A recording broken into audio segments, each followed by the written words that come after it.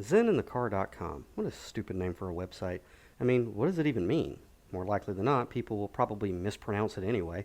Instead of actually reading it out like ZENinthecar.com, they would probably rush through it like they do through everything in this fast-paced internet age and read something like Zenith Car. Who needs an E anyway, right?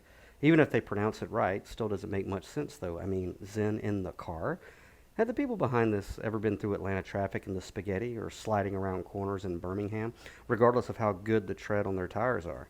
I wonder how Buddhist they felt in the mountains of Tennessee when they couldn't get a signal and their favorite music playing thingy wouldn't pull up the next Radiohead song. Just kept buffering and buffering and buffering nearly all the way to Illinois. I bet when the clowns that came up with such a stupid name for a website got out near Route 66, speeding through the Mojave, dodging potholes like the Millennium Falcon would asteroids, they didn't feel all peaceful and and whatnot. There's no way the stress, strains, pains, and groans of a never-ending highway would ever let them maintain some utterly futile attempt at maintaining a state of calm coolness while steering their proverbial car home. ZenInTheCar.com. Such a stupid name for a website.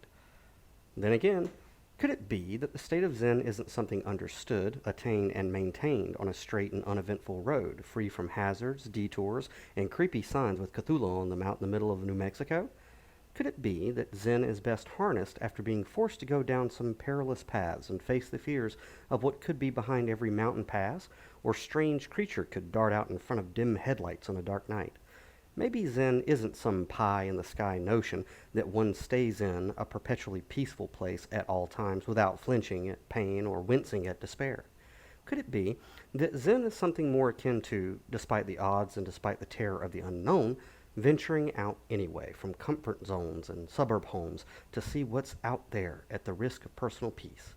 Don't some call this faith? When they set their GPS back home, isn't this called hope?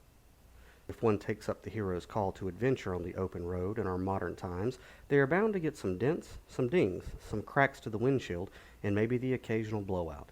When these things happen, the fellow traveler might be tempted to curse at the heavens with an upturned fist as the other cars on the highway zip past them without an apparent care in the world.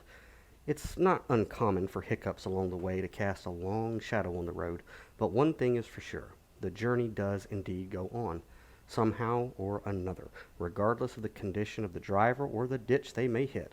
There is always more miles to go, and those miles are always got, be it with the help of roadside assistance or sometimes by the help of a friend willing to give you a tow.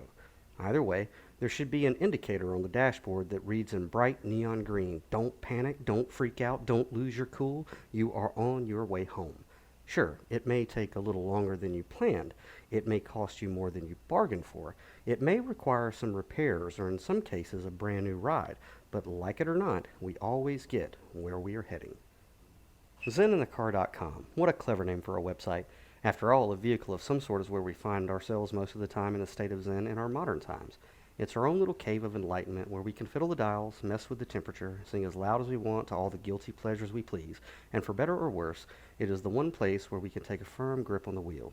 So who really cares how speed freaks pronounce it or understand it so long as the fellow travelers that do know where to find it?